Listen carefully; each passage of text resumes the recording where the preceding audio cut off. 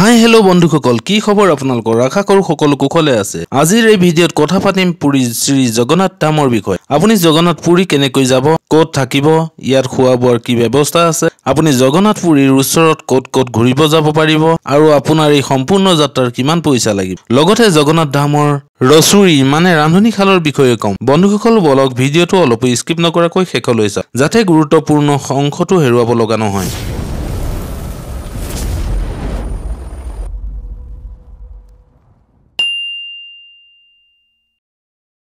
প্ৰথমে আপোনাক ক'বলৈ লৈছো জগন্নাথ মন্দিৰৰ বিষয়ে। জগন্নাথ মন্দিৰ হৈছে বিষ্ণুৰ আন এটা ৰূপ। হিন্দু ধৰ্মৰ পৰম দেৱদত্তৰ ভিতৰত অন্যতম জগন্নাথৰ প্ৰতি উৎসৰ্গিত এক গুৰুত্বপূৰ্ণ হিন্দু মন্দিৰ। এই মন্দিৰত প্ৰতি বছৰে ৰথযাত্ৰা হয়। এই ৰথযাত্ৰাত মন্দিৰৰ মুখ্য দেৱতা ভগৱান জগন্নাথ, বলভদ্ৰ আৰু সুভদ্ৰাৰ তিনিখন ভিন্ন ৰথত সুসজ্জিত কৰি চহৰখন যাত্ৰা কৰাবলৈ লৈ যোৱা দেখা পাব।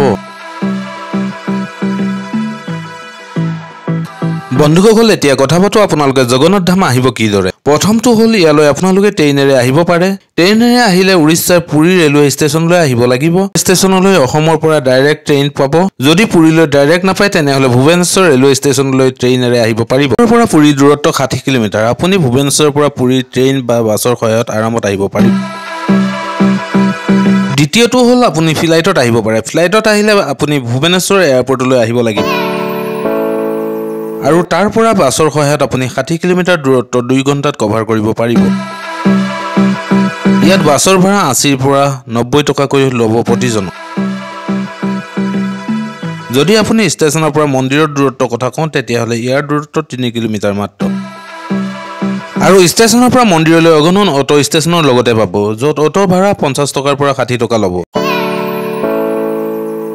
বন্ধুসকল এতিয়া আমি পুৰী পাই গলো। এতিয়া কথা পাতিম ইয়াত ক'ত থাকিব আৰু কিমান টকা লাগিব। আপুনি মন্দিৰৰ ওচৰতে থাকিব পাৰিব আৰু থাকিবৰ বাবে আপুনি তিনিটা অপচন পাব। প্ৰথমটো হ'ল আপুনি ধৰ্মশালাত থাকিব পাৰে, য'ত আপুনি দিব লাগিব 250 টকাৰ পৰা 500 টকালৈ। দ্বিতীয়টো হ'ল প্ৰাইভেট হোটেল। ইয়াত হোটেলৰ ৰুমৰ কণ্ডিশ্যনৰ ওপৰত নিৰ্ভৰ কৰি 500ৰ পৰা 2000 টকালৈ আৰামত থাকিব পাৰিব। আৰু যদি সাগৰৰ ওচৰত হোটেল লৈ তাৰ সৌন্দৰ্য উপভোগ কৰিব বিচাৰে তেনেহ'লে ইয়াত অলপ দামী হোটেল পাব, য'ত ভাড়া ল'ব 1000ৰ পৰা 8000 টকা। আৰু তৃতীয়টো হ'ল মন্দিৰৰ ভক্তি নিবাস। ইয়াত তিনিটা ভক্তি নিবাস আছে: নীলাদ্ৰি ভক্তি নিবাস, শ্ৰীগুণ্ডিচা ভক্তি নিবাস, নীলাচল ভক্তি নিবাস। এই তিনিওটা ভক্তি নিবাস মন্দিৰৰ ওচৰতে আছে। ইয়াত আপুনি 700ৰ পৰা 1400 টকালৈ আৰামত ৰুম পাই যাব। ইয়াত বুকিং অফলাইন বা অনলাইন দুই ধৰণে কৰিব পাৰিব। অনলাইন বুকিং কৰিবলৈ আপুনি এই ৱেবছাইটত বুকিং কৰিব লাগিব। এই ৱেবছাইটৰ লিংক মই ডিছক্ৰিপশ্যনত ৰাখিছোঁ, আপুনি পাই যাব, য'ত আপুনি ডাইৰেক্ট বুক কৰিব পাৰিব। এতিয়া কথা পাতো মন্দিৰ দৰ্শন কৰাৰ। দৰ্শন কৰাৰ আগত এইকেইটা কথা মনত ৰাখিব। আপুনি মন্দিৰত ফোন লৈ যাব নোৱাৰিব। ইয়াৰ বাবে মন্দিৰৰ বাহিৰত কাউণ্টাৰ আছে, তাত আপুনি জমা কৰি যাব পাৰিব আৰু জমা কৰোঁতে এটা টোকন দিব। মন্দিৰ দৰ্শন কৰি আহি যেতিয়া আপুনি টোকন ঘূৰাই দিব তেতিয়া আপোনাৰ মোবাইলটো পাব। ইয়াত জোতা চেণ্ডেল ৰাখিবলৈও কাউণ্টাৰ পাব আৰু কাউণ্টাৰত আপোনাৰ জোতা চেণ্ডেলবোৰ আৰামত ৰাখিব পাৰিব।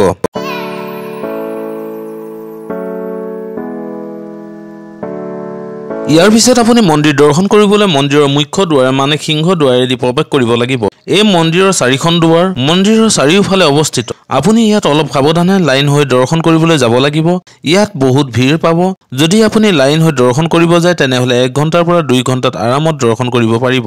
আপুনি ইয়াত জগন্নাথ, বলভদ্ৰ আৰু সুভদ্ৰাৰ দৰ্শন কৰক আৰু তাৰ পিছত আপুনি মন্দিৰৰ ভিতৰতে সৰু সৰু বহুতো মন্দিৰ আছে, তাতে আপুনি দৰ্শন কৰিবলৈ যাব পাৰিব। তাৰ পিছত আপুনি বিশ্বৰ সকলোতকৈ ডাঙৰ ৰচুই মানে ৰান্ধি থকা চাবলৈ যাব পাৰিব। ইয়াত ভগৱান জগন্নাথৰ বাবে 56 ধৰণৰ ব্যঞ্জন বনোৱা হয়। আপুনি বেলকনিৰ পৰা ইয়াক চাব পাৰিব। ভগৱানক ভোগ দিয়াৰ পিছত এই প্ৰসাদ আপুনি আনন্দ বজাৰৰ পৰা কিনিব পাৰিব।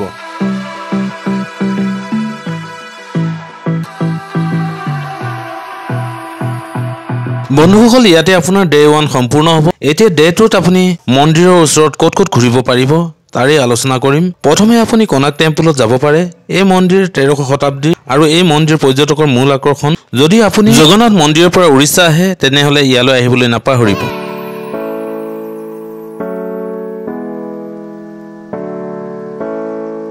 ইয়াৰ পিছত আপুনি চন্দ্ৰভাগা ব্ৰিজতো যাব পাৰে যদি আপুনি এডভেঞ্চাৰ লাভাৰ হয় তেনেহলে ইয়ালৈ আহিবলৈ আপুনি নাপাহৰিব ইয়াত আপোনাৰ বিভিন্ন ধৰণৰ এডভেঞ্চাৰ দেখা পাব আপুনি যিকোনো আপোনাৰ ইচ্ছা অনুসৰি কৰিব পাৰিব ইয়াৰ পিছত লিংগৰাজ মন্দিৰ যাব পাৰে এই মন্দিৰটো মোবাইল নিব নোৱাৰিব মন্দিৰৰ কাষতে কাউণ্টাৰ পাব তাত আপুনি মোবাইল থৈ দৰ্শন কৰিবলৈ যাব পাৰিব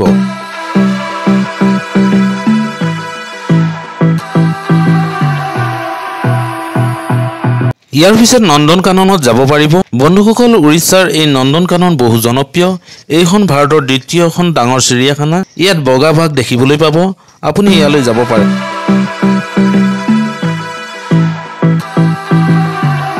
আপুনি এই সকলোবোৰ টেক্সি বা বাছৰ সহায়ত এদিনতে কভাৰ কৰিব পাৰিব বাছত ইয়াৰ ভাড়া 200 পৰা 250 টকা ল'ব আৰু যদি টেক্সিৰে যাব বিচাৰে তেনেহলে 4 জনীয়া টেক্সি 2000 পৰা 2500 টকা ল'ব এই টেক্সিৰে পিকআপ আৰু ড্ৰপ হোটেলৰ পৰা কৰিব পাৰিব বন্ধুসকল যদি কথা পাতো ইয়ালৈ অহাৰ ভাল সময় কেতিয়া বন্ধুসকল ইয়ালৈ আপুনি নৱেম্বৰ পৰা মাৰ্চত গলে ঘূৰা ফুৰাত অতি সুবিধাজনক পাব নহলে বাকি কি মাহত গৰমৰ পৰা ঘূৰা ফুৰাত অলপ অসুবিধা পাব যদি ৰথ যাত্ৰাত আহিব বিচাৰে তেনেহলে কমেন্ট কৰক মই তাৰিখ আৰু কোন মাহত হ'ব জনাই দিম বন্ধুসকল এতিয়া কথা পাতো এই সম্পূৰ্ণ ভ্ৰমণত এজনৰ কিমান টকা খৰচ হ'ব ইয়াত আপোনাৰ 4500 পৰা 6000 টকা এজনৰ খৰচ আহিব যত আপোনাৰ কেৱল পুৰী উৰিষ্যাত ঘূৰা ফুৰা থকাৰ খৰচ হিচাপ কৰা হৈছে ইয়াত ট্ৰেইন বা ফ্লাইটৰ কোনো হিচাপ কৰা নাই বন্ধুসকল আজিৰ ভিডিওটো ইমানেই যদি আপোনাৰ মনত কিবা কোৱেশ্যন আছে তেনেহলে আপুনি আমাক কমেন্ট কৰিব পাৰে আমি আপোনাৰ প্ৰশ্নৰ উত্তৰ দিবলৈ চেষ্টা কৰিম পুনৰ এটা নতুন জায়গাৰ নতুন ঠাইৰ নতুন ভিডিওৰ সৈতে লগ পোৱাৰ আশাৰে আজিলৈ বাই বাই টেক কেয়াৰ